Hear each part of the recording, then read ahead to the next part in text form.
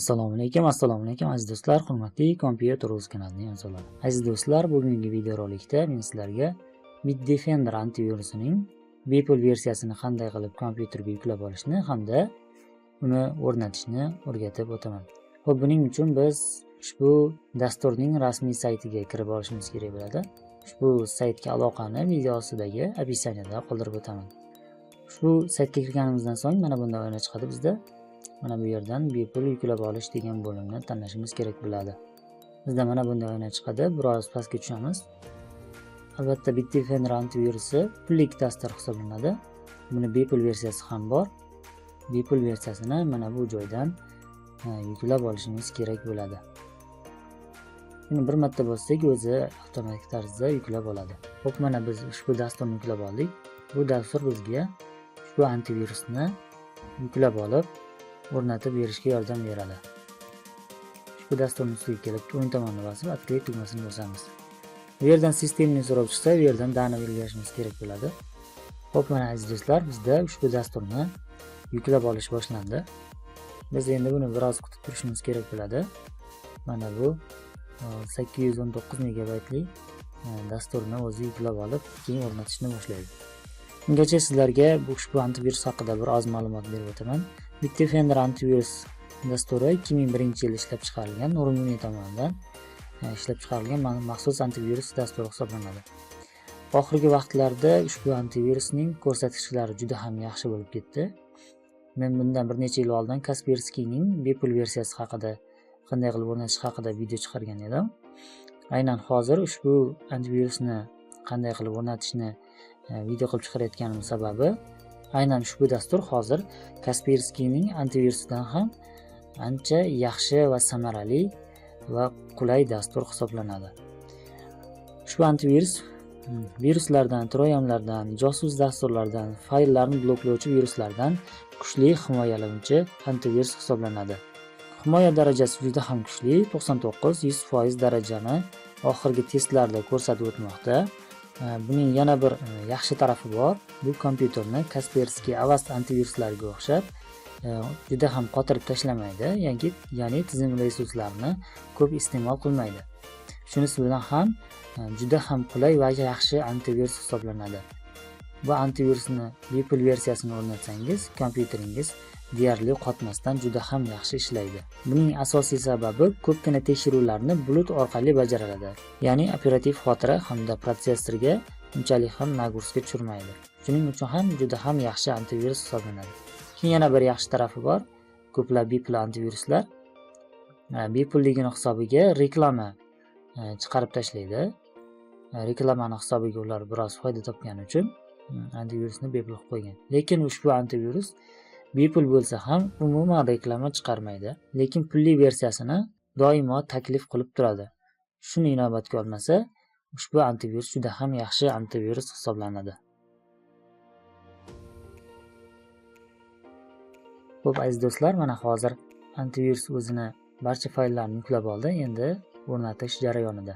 Videoni ora-orada biroz tezlashtirib yuboryapman, chunki sizlarni vaqtingizni olmaslik sababidan. Ushbu antivirusning ko'plab juda ham yaxshi tomonlarini sanab o'tdim. Bir nechta ayrim yomon tomonlari ham bor. Ulardan biri исключение, ya'ni istisno funksiyasi yo'q. Ya'ni biron bir fayllarni, papkalarni antivirus tekshirmaydigan, tashlab o'tib ketadigan funksiyalari bo'ladi.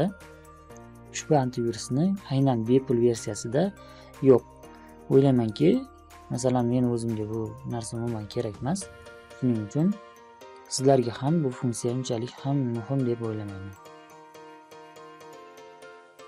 Xo'p, mana aziz do'stlar, antivirus bizda o'rnatilib bo'ldi. Bizda mana bunday o'yna chiqadi. Bu yerdan propustitni bosib yuborishimiz kerak bo'ladi.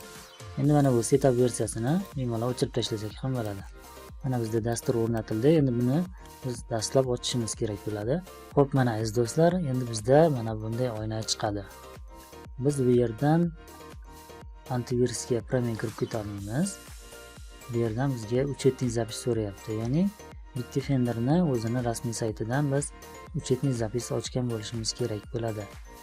Men avval ochib qo'ygan edim. Void qilib kirib ketsam bo'ladi, lekin sizlarga qanday qilib uchetniy zapis ochishni o'rgatib o'taman. Buning uchun Sozdать бесплатно degan bo'limni tanlaymiz. Xo'p, bizda mana bunday o'yin chiqadi. Bu yerdan Sozdать bo'limini bosamiz. Bu yerga siz o'z ismingizni, email pochtani yoki Gmail pochtani kiritishingiz mumkin. Mana bu yerga parolni kiritishingiz kerak bo'ladi. Gmail pochtani qanday qilib ochishni bilmasangiz, bundan oldin video chiqarganman, qanday qilib Gmail pochta ochish haqida. Video ostidagi описаниеga ushbu videoga yo'llanma qoldiraman. Shu yerdan o'tib qanday qilib Gmail pochta ochishni o'rganib olishingiz mumkin. Va mana bu yerga kiritasiz va ushbu yerga o'zingiz parol qo'yishingiz kerak bo'ladi. Parol 8 ta belgidan iborat bo'lishi kerak bo'ladi. Eng kamida bitta katta harf, eng kamida bitta kichkina harf va bitta belgi bo'lishi kerak. Umumiy 8 ta. Shundan so'ng mana bu yerdan ushbu tugmani bosib, Sozdать uchetniy zapis qilasiz va shundan so'ng biroz kutib turganingizdan so'ng sizga mahsul uchetniy zapis ochiladi. Xo'p, aziz do'stlar, uchetniy zapis ochganimizdan so'ng biz avtomatik ravishda antivirus ochilib ketadi. Agarda keyinchalik bu narsa o'zgarib ketadigan bo'lsa, ya'ni qaytadan uchetniy zapisni kiritish kerak bo'ladigan bo'lsa, boyaga Gmail pochtani hamda kiritib olgan parolimizni eslab qolib, saqlab qo'yib, so'ragan vaqtda Gmail pochta hamda parolni kirgizishimiz kerak bo'ladi. Shundagina mana bunday tarzda antivirus bizda ochiladi. Bu yerdan ko'rib turganimizdek faqat antivirus hamda VPN versiyasi ishlar ekan, qolgan bo'limlar ishlamaydi. Umuman olganda bizga bu bo'limlar umuman kerak ham emas. Mana bu yerdan обновление tugmasini bosadigan bo'lsak, pulli versiyaga o'tib ketib qolish mumkin. Shuning uchun sizlarga buni tavsiya qilmayman. Faqatgina sizlarga mana bu tezkor skanerlash yoki umumiy skanerlash bo'limini tavsiya qilaman. Shunda kompyuterimiz viruslardan himoyalangan bo'ladi. Hozirda biz 2026-yilda turibmiz. Aynan mana shu yilga kelib, ushbu antivirus ko'rsatkichlari testlar natijasiga ko'ra eng yuqori natijalarni ko'rsatib turibdi. Bir necha yil oldin Kaspersky antivirus haqida ham video chiqarganimda xuddi shunday vaziyat edi. Yana bir necha yillardan so'ng yanada ham yaxshiroq testlarda o'zini ko'rsatadigan antiviruslar chiqadigan bo'lsa, albatta sizlarga buni videorolik qilib chiqarib o'taman. Buning uchun mening YouTube kanalimga albatta obuna bo'lib qo'yishingiz kerak bo'ladi. Xo'p do'stlar, shuning bilan bugungi videorolikimiz nihoyasiga yetdi. Sizlar bilan keyingi videolarda ko'rishguncha sog' va salomat bo'ling.